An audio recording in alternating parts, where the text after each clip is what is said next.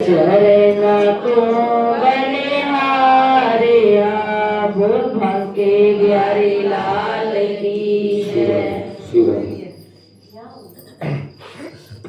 बोलिए वृंदावन बिहारी लाल की, कार्तिक भगवान की, कार्तिक महात्मा की। 23वां अध्याय वर्णन आंवला तुलसी जान, परमेश्वर ने से कपिल हो जाता कल्याण।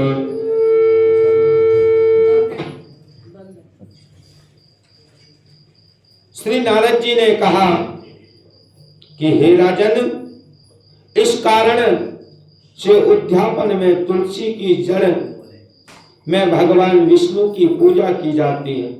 तुलसी का मूल प्रदेश भगवान विष्णु को प्रसन्न करने का है। हे राजन, तुलसी का पौधा जिस घर में विद्यमान है वहां सब तीर्थों का स्वरूप है और उस घर में कभी भी यमराज के दूत नहीं आते। यह पौधा सब पापों का नाश करने वाला और अभिष्ट फल देने वाला है। जो मनुष्य तुलसी का पौधा लगाता है वह यमराज को नहीं देखता। भगवान नंदी का दर्शन, गंगा स्नान व तुलसी के पौधे का संसर्ग, यह तीनों एक से पुण्यप्रद है। तुलसी को छूने से कामिक, वाचिक, मानसिक आदि संपूर्ण पाप नष्ट हो जाते हैं।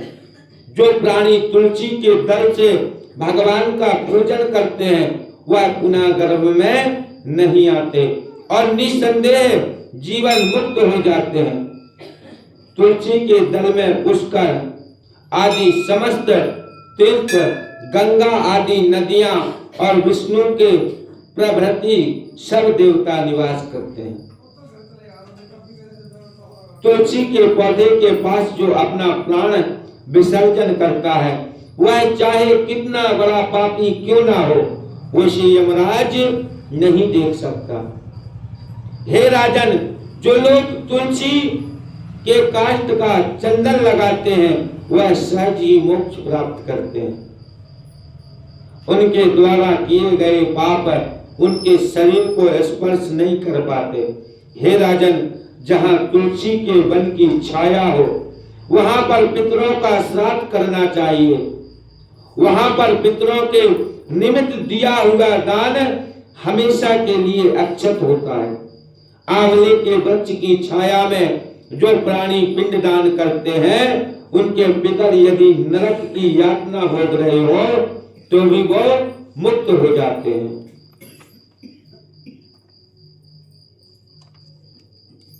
और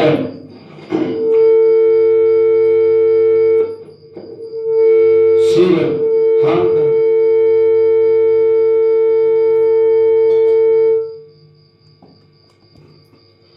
हाथ, मुंह और देह से जो आंवली को धारण करते हैं उनको विष्णु रूप जानना चाहिए।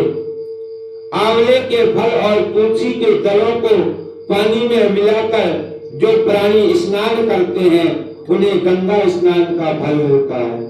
जो मनुष्य आंवले के पत्तों और फलों से देवताओं का पूजन करते हैं उन्हें स्वर्ण मणि और मोतियों द्वारा पूजन का फल प्राप्त होता है। कार्तिक माह में सब तीर्थ, ऋषि, देवता और सब यज्ञ जब सूर्य तुला राशि में होते हैं आंवले के वृक्ष में वास करते हैं। जो मनुष्य द्वादशी तिथि को तुलसी दल और कार्तिक में आंवले का पत्ता तोड़ता है वह रौरव नरक में वास करता है। कार्तिक माह में जो आंवले की जड़ में विष्णु जी का पूजन करते हैं, श्री विष्णु के पूजन का उन्हें अक्षय फल प्राप्त होता है। आंवले तथा तुलसी की महत्ता का वर्णन करने में श्री ब्रह्मा जी असमर्थ हैं। इसलिए धात्री और तुलसी जी की जन्म कथा सुनने से मनुष्य अपने वंश सहित भक्ति को पाता है। लिखवाओ निज से दया सुंदर भाव बताकर, कार्तिक मास 24वां अध्याय सुनो सुधाकर। राजा पृथु ने कहा कि हे नारद जी, आपने तुलसी के इतिहास, व्रत, महात्मा के बारे में कहा। अब यह बताने की कृपा करें कि कार्तिक माह में क्या और भी देवताओं का पूजन होता है। नारद जी ने कहा, पहले समय में पर्वत के निकट कर्तिपुर में एक धर्मात्मा धर्मदत्त नामक ब्राह्मण रहता था। वह भगवान विष्णु के सब व्रत करता था। एक दिन कार्तिक में वह एक पहर रात शेष रहने पर जागरण के लिए भगवान विष्णु के मंदिर में हर प्रकार की सामग्री लेकर जा रहा था। मार्ग में उसने एक भयंकर राक्षसी को देखा, जिसके बड़े बड़े दांत, लपकती हुई जीभ और लाल नेत्र थे। उसका शरीर मांस रहित था। उस भयंकर राक्षसी को देखकर धर्मदत्त बुरी तरह कांपने लगा। कोई अन्य उपाय न देखकर उसने पूजा वाली थाली और जल का लोटा उसके ऊपर फेंक दिया, क्योंकि उसने भगवत नाम का जप करते हुए यह सामग्री और जल का लोटा, उसमें तुलसी दल पड़ा था, उसको मारा और जैसे ही उसके जन्म जन्मांतर के पाप कट गए। ये वाला दे दो। हाँ, ये दे दो। सीधा सीधा और उसमें कमी है।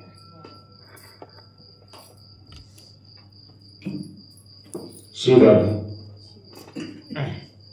जिससे उसके जन्म जन्मांतर के पाप नष्ट हो गए और पूर्व जन्म की याद आ गई। वह हाथ जोड़कर धर्मराज के चरणों में गिरकर बोली, हे विप्र, मैं पूर्व जन्म के कर्मों के फल से इस अवस्था को प्राप्त हुई। धर्मदत्त ने पूछा, तेरी यह अवस्था किस कर्म के फल से हुई? तुम पूर्व जन्म में कहाँ रहती थी और तेरा कैसा चरित्र था, यह सब मुझे बताओ। उस राक्षसी ने, जिसका नाम कलहा था, कहा, हे ब्राह्मण, सौराष्ट्र में भिक्षुक नामक एक ब्राह्मण रहता था। मैं उसकी पत्नी थी। मेरा स्वभाव बड़ा ही निठुर था। मैंने अपने पति का कभी भला नहीं चाहा, उसे कभी अच्छा भोजन नहीं दिया। मैं प्रतिदिन उससे लड़ती झगड़ती रहती थी। मुझे इस प्रकार की झगड़ालू देख तथा नित्य प्रति की कलह से तंग आकर मेरे पति ने दूसरा विवाह करने का निश्चय किया। यह सुनकर मेरा पति दूसरा विवाह कर रहा, मैंने उसके विवाह से पहले ही विष खाकर आत्महत्या कर ली। मेरी मृत्यु के बाद यमदूत आए और मुझे अपने अस्त्रों से मारते हुए यम के पास ले गए। यमराज ने मुझे देखकर चित्रगुप्त से पूछा कि हे चित्रगुप्त जी, इसने क्या कर्म किए हैं? चित्रगुप्त ने यमराज से कहा, इसने अपने जीवन में कोई भी अच्छा काम नहीं किया। यह अपने पति को सदा खराब भोजन देकर स्वयं अच्छा भोजन करती रही, इसलिए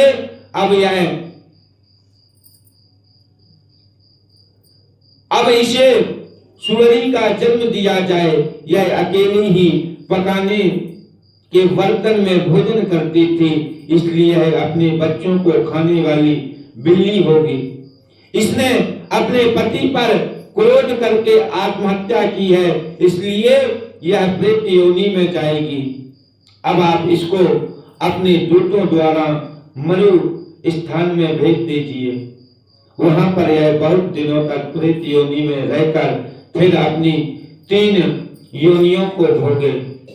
सो हे ब्राह्मण, मैं 500 वर्ष से प्रेत योनि में हूँ। भूख प्यास के कारण नित्य दुखी रहती थी। एक दिन भूख से तंग आकर मैं एक वैश्य के शरीर में प्रविष्ट हो गई।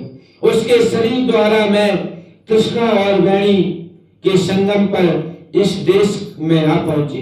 एक दिन भगवान शंकर व विष्णु ने मुझे उसके शरीर से बाहर निकाल दिया। फिर मुझे आप दिखाई दिए। आपके लोटे में जो तुलसी जल का छींटा मेरे ऊपर पड़ा, जिससे मेरे सब पाप नष्ट हो गए।